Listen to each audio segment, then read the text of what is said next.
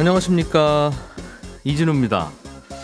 우리가 은행에서 대출을 받고 나서 만기가 되기 전에 먼저 갚으면 중도 상환 수수료를 은행에 내야 됩니다. 그런데 그때 내는 그 수수료의 기준이 뭐냐, 왜 그 정도를 내야 되느냐라는 비판이 계속 있었는데요. 정부가 앞으로는 수수료를 받기는 받되 꼭 필요한 비용만 받게끔 개선안을 마련하기로 했습니다. 흔히 레지던스로 불리는 생활형 숙박시설을 오피스텔로 용도를 바꾸거나 아니면 숙박업 등록을 하지 않으면 이제 이행강제금을 물리게 되는데요. 이 생활형 숙박시설 소유자들이 이행강제금을 피할 수 있는 일종의 우회로를 찾고 있다는 보도가 있었습니다. 재건축을 하고 나서 집값이 일정 수준 이상 오르면 조합원들은 초과 이익에 대한 부담금을 내게 되어 있습니다. 지금은 그 초과 이익이 3천만 원을 넘으면 그 초과 이익의 50%까지 환수하고 있는데, 앞으로는 이 기준이 좀 올라가서 8천만 원으로 상향될 것 같습니다. 11월의 마지막 날 손에 잡히는 경제 시작합니다. 행복자산관리연구소 김현우 소장, 그리고 손에 잡히는 경제 박세훈 작가, 서은영 경제뉴스 큐레이터, 이렇게 세 분과 함께 오늘도 재미있게 경제 뉴스들 좀 살펴보겠습니다. 어서 오십시오. 네, 안녕하세요. 자, 김현우 소장님, 네. 중도 상환 수수료 대출을 받았다가 네. 생각보다 먼저 좀 갚아버리겠습니다 라고 하면 고마운데요, 조금 더 내셔야 됩니다. 그럼 저희는 좀 더 길게 이자 받을 줄 알고 이런저런 계산을 해놨는데 네. 일정이 틀어졌어요, 고객님 때문에. 딱 그겁니다. 딱 그거죠. 네. 그런데 문제는 알겠는데 네.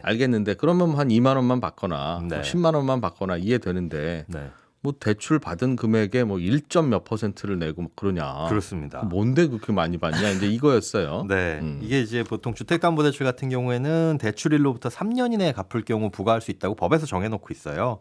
근데 지금 말씀하신 대로 그러면 얼마나 받는 거고 그 근거가 뭐냐라고 했을 때 그 돈을 갚음으로 인해서 못 받게 되는 이자 비용, 뭐 기회 비용이 생길 수 있죠. 손해라고 볼 수 있는데 그 부분하고 또 대출 실행 과정에서 은행이 부담해야 되는 각종 수수료들, 행정 비용, 그러니까 감정평가 수수료라든가 뭐 근저당 설정비, 인지세 같은 그런 비용들이 있으니까 그걸 토대로 부과하게끔 되어 있습니다. 그러면은 은행별로 그런 행정 비용, 이자 비용은 다를 수 있으니까 중도 상환 수수료도 많이 다를 법한데 이게 관행적으로 받아오던 비율이 있어서 주택담보대출 같은 경우에는 어제 살펴보니까 대부분 은행들이 고정금리는 1.4%, 그리고 변동금리는 최고 1.2%의 수수료를 받고 있어요. 신용대출 같은 경우는 그나마 조금 차이가 있기는 하지만 이것 역시 0.6에서 0.8%로 거의 뭐 획일화되어 있습니다. 대출 받아간 금액에. 네, 그렇습니다. 남은 금액에. 네. 그런데 이런 수수료를 무조건 3년 안에 물리는 건 아니고 이 3년 이내에 상환했을 때 뭐 빨리 갚으면 빨리 갚을수록 최고의 비율을 물린다는 거죠. 근데 이것조차도 투명하지 않으니까 이걸 좀 개선하겠다라는 게 어제 발표였습니다. 그럼 구체적으로 어떻게 좀 개선 바꾸겠다는 거예요? 네, 이게 내년 1분기쯤에 관련 법과 규정들이 바뀔 것 같은데요. 일단 필수적인 비용만 수수료로 징구할 수 있게끔 개선할 예정입니다. 이게 구체적인 가이드라인을 제시하겠다는 건데 아직 세부 내용까지는 나오지 않았지만 해외의 모범 사례를 판단으로 하겠다. 호주의 사례를 참고할 것으로 보입니다. 호주 같은 경우에는 변동금리 대출은 비교적 그때그때 자금을 조달하기 때문에 별도의 이자 비용이 발생하지 않으니까 뭐 대출 행정 비용 정도만 수수료로 부과를 하고 있어요. 그리고 고정금리 대출은 여기에 이제 이자 비용, 뭐 채권을 발행해서 자금을 조달해 왔는데 그걸 갚음으로 인해서 조금 돈이 뜰 수 있으니까 그런 비용들을 좀 추가하는 건데. 그러니까 변동금리 대출 받았냐, 고정금리 대출 받았냐에 따라서 중도 상환 수수료가 다르다. 네, 다릅니다. 고정금리 대출이 좀 더 수수료가 높다는 거죠? 네, 조금 더 비쌉니다. 근데 그런 방식을 좀 채택을 할 것으로 보이는데요. 이런 방식을 개선한다면은 변동금리 대출이나 뭐 단기 대출 상품 같은 경우에는 실제 발생하는 비용 정도만 수수료로 받을 수 있게 될 것 같고, 그다음에 같은 은행 내에서 이제 대환하는 경우 있잖아요. 그럴 때 변동금리에서 고정금리로 갈아타는 경우에는 사실상 비용이 거의 발생하지 않으니까 수수료가 아예 없어질 수도 있습니다. 그리고 현재는 은행별로 최고 몇 %의 중도 상환 수수료를 받습니다. 이런 이제 최고 한도만 공시하게 되어 있는데 이것도 수수료 산정 기준, 그리고 얼마나 부과를 했고 또 면제됐으면 얼마나 면제했는지 이런 현황들을 자세하게 공시하도록 해서 뭐 은행들의 경쟁을 유도하겠다. 이게 이제 정부 방침입니다. 그렇군요. 같은 은행 안에서 변동금리에서 고정금리로 갈아탈 때 그래도 고정금리로 갈아타면 은행은 자금 조달 소스가 달라지니까 약간 차이는 있을 수 있겠는데 같은 은행에서 갈아타기도 하는 거군요. 그럴 가능성도 있죠. 있겠죠. 알겠습니다. 재밌는 건 다음 달에는 한시적으로 12월 한 달 동안 네. 대출 갈아타는 분들은 네. 중도성환 수수료 면제다. 네. 그렇게 발표됐어요. 이게 정부가 그렇게 하라고 한 거죠? 네. 그렇게 이제 은행들의 자율적인 참여를 유도했다고 하는데 근데 이거는 처음에 대출 계약할 때 중도성환 수수료 내기로 하고 계약을 했으니 네. 앞으로는 이런 좀 수수료가 과하거나 혹은 주먹구구인 그 부분이 있으니까 개선하자는 건 충분히 환영할 만한 일인데 네. 이미 대출 계약을 했는데 왜 갑자기 정부가 한 달 동안은 면제라고 예.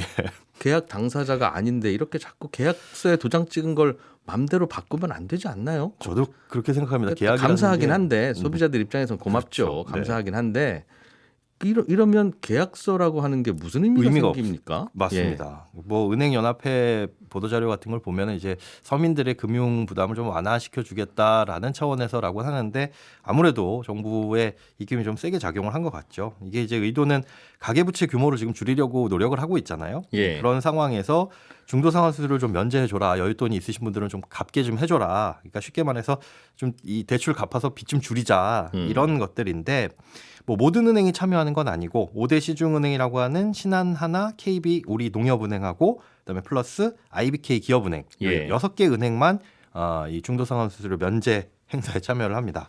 12월 한 달간 한시적으로 면제해 주기로 했는데요. 대출하는 돈은 뭐 자기 돈, 여윳돈을 통해서 갚든 아니면 다른 곳에서 뭐 대환을 하는 거든 상관없이 면제예요. 예. 또 조건을 보니까 언제까지 받은 대출만 해주겠다 뭐 이런 조건도 없어서 지금 당장에 돈을 빌려서 지금 당장에 갚아도 또 되는 부분이거든요. 근데 최근 얼마 전에도 전해드린 소식인데 신규 대출 금리는 높은데 대환 대출 금리는 지금 경쟁적으로 낮게 대환용 상품이 출시되고 있다라는 소식을 전해드렸었죠. 그게 이제 우리 저 초고속 인터넷 집에 들어오는 거 바꾸려면 바꾸겠다고 하면 싸게 해주고 사은품 주고 네.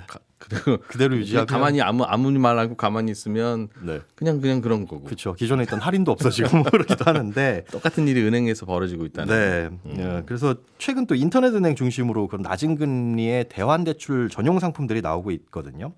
그러니까 사실상 뭐 6개 은행에서 높은 금리로 신규 대출을 받았다가 12월 내에 이런 대환 전용 상품으로 갈아타는 것도 어떻게 보면은 요즘 같은 때 대출 팁이 될 수도 있을 것 같습니다. 그동안 은행들끼리 이 대출 이자 비교도 잘 안 되고 어렵고 네. 중도 성환 수수료도 말씀하신 대로 왜 이렇게 그 정도 금액이어야 되는지에 대한 설득력도 없고 네. 그래서 이거 바꾸려고 하는 건 뭐 굉장히 감사한 일이고 잘하는 일인데 왜 그렇습니다. 진작 안 했나 싶을 만큼 예. 그런데 이렇게 갑자기 네.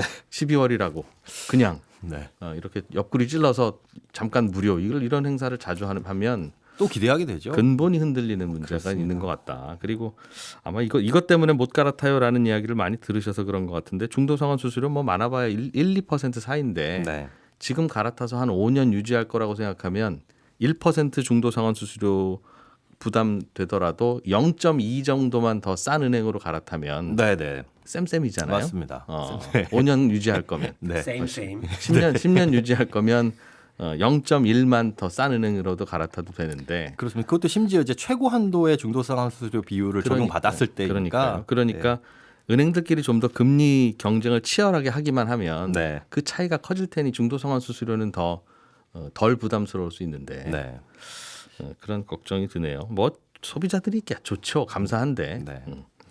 자, 다른 주제로 한번 넘어가 봅시다. 재건축 초과이익 환수제. 네. 이게 참 말도 많나요? 네. 그러니까 내가 내 땅에서 내 집을 지어서 내가 내 돈으로 짓는다는데 왜 집값 오른 거에 대해서 또 뜯어가냐 네. 하는 반론도 있고. 그렇죠. 그러나 이거 가지고도 한번 또 우리 헌재에서 다툰 바가 있는데 합헌 결정이 결정이 났고. 났으니 네. 뭐 그건 또 존중을 해야 되고. 네.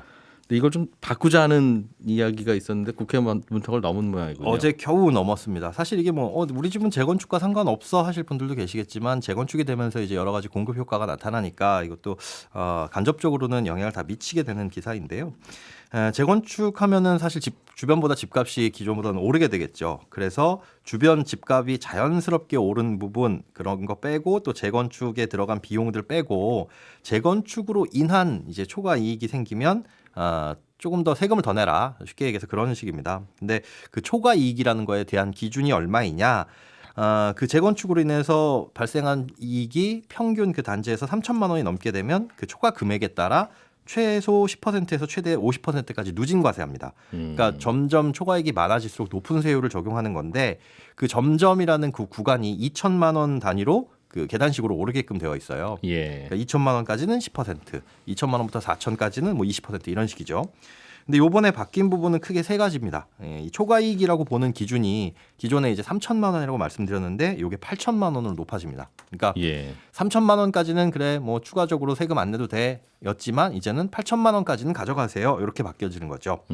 원래 정부가 2월에 내놨던 안은 1억 원이었지만 요 기준 금액을 가지고 여야가 치열하게 다퉜거든요. 그러다가 결국에는 뭐 집값 상승과 물가 상승 그리고 이렇게 적용했을 때 해당되는 단지가 몇 개나 되냐 이런 것들을 놓고 논의한 끝에 어제 8천만 원으로 결정이 됐습니다. 그다음에 세율이 오르는 구간도 기존에 2천만 원에서 이제는 5천만 원 오를 때마다 10%포인트씩 올라가서 최대 50%까지 부과하는 걸로 결정이 됐고요.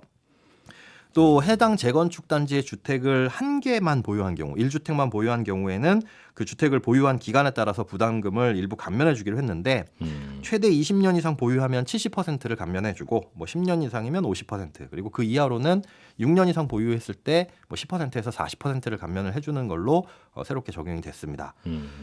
대부분 이제 완화가 된 부분인데 기존보다 강화된 부분도 있습니다. 그러니까 재건축의 시작과 끝을 봐야 되는데 시작으로부터 끝까지 얼마의 이익이 발생을 했느냐 요걸 계산해야 되니까요.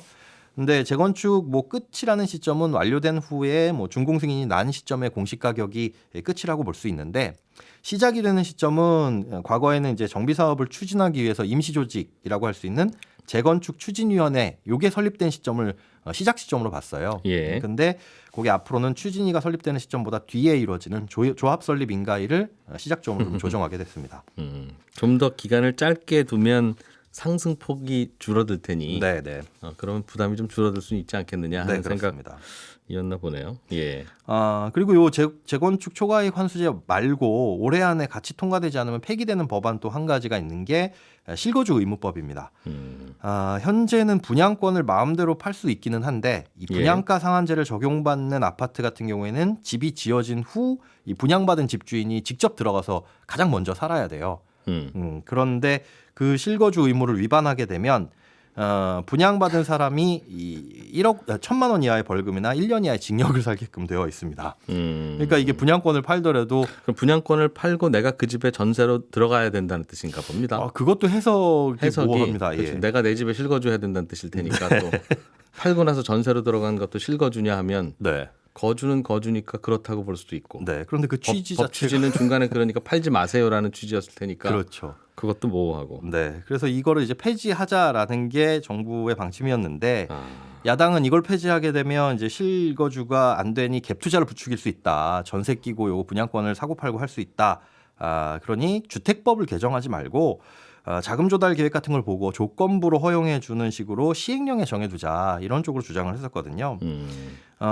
그런데 요거는 아직 통과가 안 됐습니다. 아직 결론이 안 났는데 그럼 이 법이 통과가 안 되면 실거주 의무가 여전히 남게 되냐? 또 꼭 그렇지만도 않거든요. 규제 지역을 해제하면 실거주 의무 적용을 받지 않게 되기 때문에 예. 이 범법자가 되지 않습니다. 거기에 가시는 분들이. 규제 지역은 지금 분양가 상한제가 적용되는 지역. 그렇습니다. 인데 이걸 해제할 수도 있다 이 얘기군요. 예, 그건 시행령에서 해제할 수 있거든요. 그러니까 정부에서는 얼마든지 해제할 수 있는데 현재 규제 지역이 용산, 서초, 강남, 송파구 요 딱 네 곳이에요. 다만 이걸 해제하게 되면 뭐 분양가 상한제가 해제되는 건 물론이고 2주택 이상 취득세 중과나 아니면 내년 5월 9일까지 배제 중인 뭐 양도세 중과 그리고 청약 관련 제한사항이 전부 사라지게 돼서 그 부분은 이제 또 함부로 해제할 수 없다는 게 정부 입장이기도 합니다. 이 규제 지역에 이제 적용되는 규제가 특히 많다 보니 네. 서울 용산, 서초, 강남, 송파는 아직은 분양가 상한제가 적용되니까 청약 통장 들고 계신 많은 분들이 네.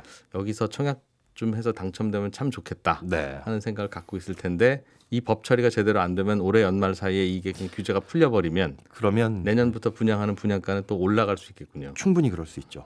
여러 가지 그 나비 효과가 있네요. 네. 알겠습니다. 그렇게 좀 바뀌었다는 소식.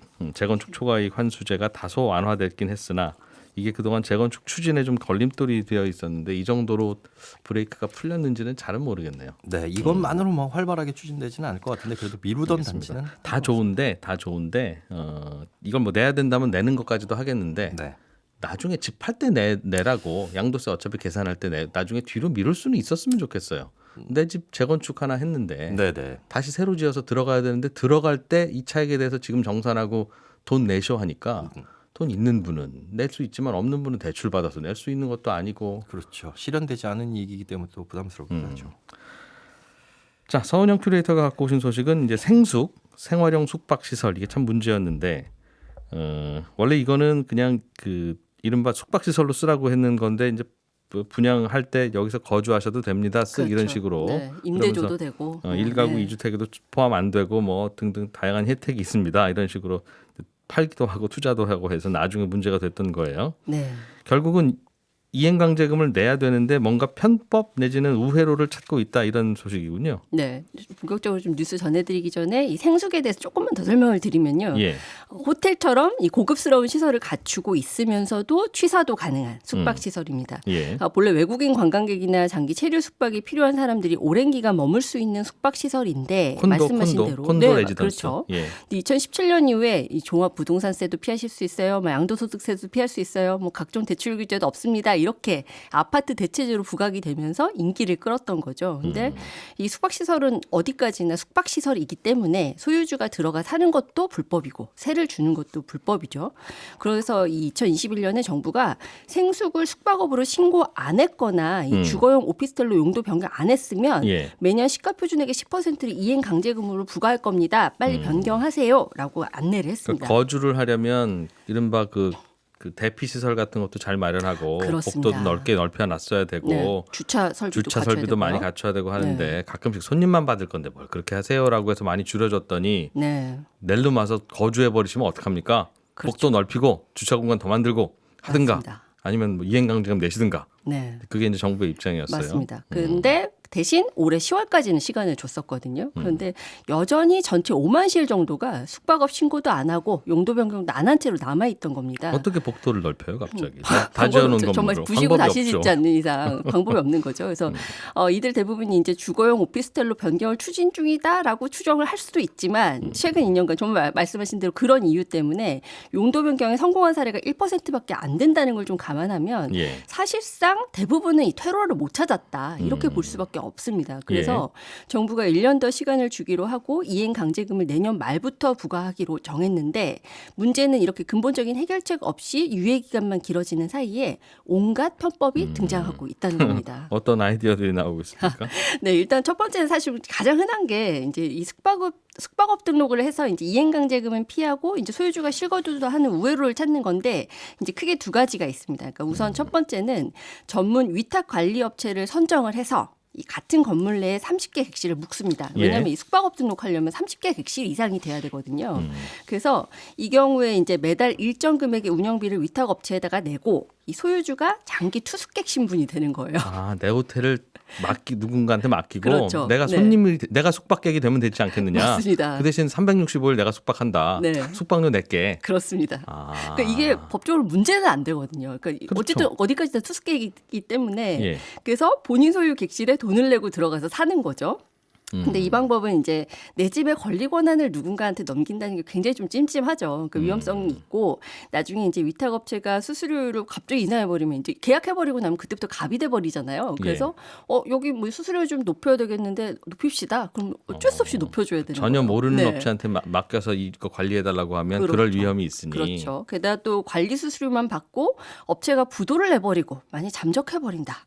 이러면 이때는 금전적 피해도 입을 수 있고요. 그럼 소유주들끼리 모아서 무슨 법인 하나 만든 후에 거기서 관리하라고 하면 어때요? 그래서 두 번째 방법이 나온 건데요. 예. 이제 최근에 각광받는 방식이 협동조합을 설립을 하는 겁니다. 그래서 이 같은 시설 안에 있는 이제 소유자들이 30명 이상이 모입니다. 그래서 네. 이제 협동조합을 결성을 해서 숙박업으로 등록을 하는데 이 경우에 이제 숙박업 신고 시점에 뭐 서류 작성, 지자체 신고 뭐 이런 어려운 것들 명목으로 이제 300만 원 정도 대행비만 내고 나면 비용이 추가로 들지는 않죠.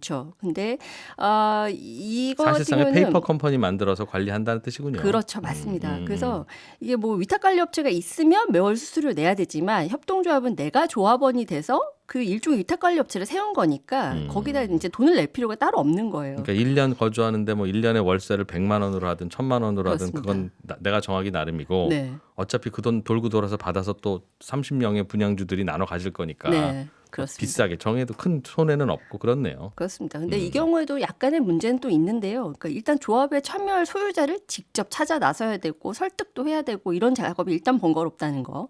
그리고 또 한 가지는 이게 뭐 협동조합 이제 설립해가지고 처음에는 이제 공동의 목적이 너무나 뚜렷하니까 이제 잘 운영이 되겠죠. 이제 추가로 만약에 운영 비용이 들어가는 상황이 되거나 예. 이런 여러 가지 이해관계가 얽혀서 갈등이 발생했을 때는 이때는 그럼 누가 나서서 이제 이걸 중재하고 조정할 거냐 이런 어렵긴 문제가 한데. 남아 있다라는 거죠. 그게 어렵다면 동창회 총무는 또 어떻게 해야 되겠어요? 다 운영되면 운영되겠죠. 그거야. 해야 된다면. 근데 네. 문제는 이런 식으로 이거 숙박업으로 쓰지 마시고 그 숙박업으로만 쓰시고 거주하시면 안 됩니다라고 하는 게 정부의 취지인데 네. 그래요. 그럼 내가 그럼 숙박할게요 하면서 1년 내내 숙박을 하는 게 사실상 그럼 거주 아니냐. 그렇죠. 여기에 대한 시비가 있을 것도 같은데 네. 근데 아직은 이건 뭐 규정상 합법이라는 거죠. 그렇죠. 법적으로는 이건 문제 삼을 방법이 없습니다.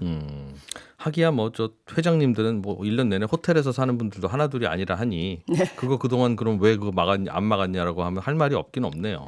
네, 이게 사실 목적이 실거주라면 오피스텔로 용도 변경하는 편이 낫지 않아요? 라고 물어보실 수도 있는데 아까 정말 지적하신 말씀이 정확한 게 결국에는 이런 요건을 다 갖춰야 되고 심지어 되게 큰 걸림돌인 게 이게 지자체 조례상으로 이 건물이 있는 지역 자체의 성격을 바꿔줘야 됩니다. 그러니까 지구 단위 계획을 변경하는 그 과정 자체가 굉장히 복잡하고 지자체가 정말 적극적으로 나서주지 않으면 해결의 복도를 실마리를 찾기가 어렵다는 넓히고 거죠. 뭐 주차장을 더 늘리더라도 물리적으로 네. 지자체가 그거를 그 오피스텔 용도로 안 만들어주면 안 된다. 그렇죠. 네. 아이고 어쩌다 이런 일이 벌어졌대요. 예. 네, 저희는 내일 아침 8시 30분에 다시 모여서 뉴스 전해드리겠습니다. 고맙습니다. 이진우였습니다.